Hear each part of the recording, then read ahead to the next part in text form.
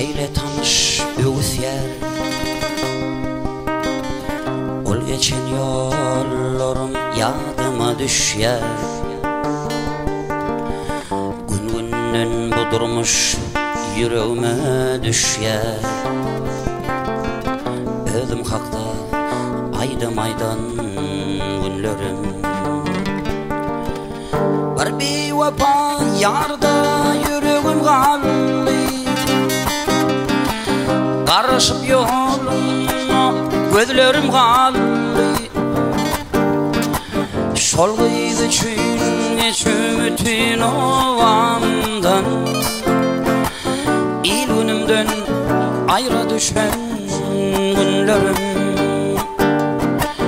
Söyyen olsan geçtidiler canından, geçtim benim söyüp dünya malımdan.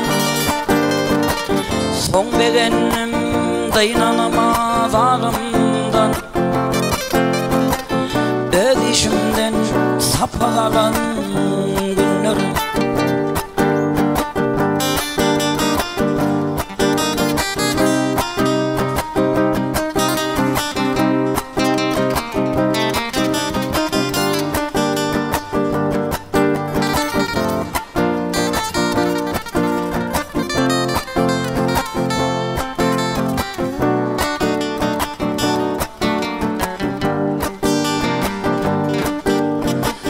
Vakit bollu yapılgın restoran, yekezim ellerimde gitaram. Nerede varka yapılmayan restoran, yar gece tünük gözlen günlerim. Bu yaşayışa yakın aralaşmam kan, dolunuyun belki geçirler günem. Düşünem son öz edinişlerime, edilemden ötünç soran günlerim. Yaşan olup yarın kıvaz yok yönü, şu dünyanın sevgisini özünü.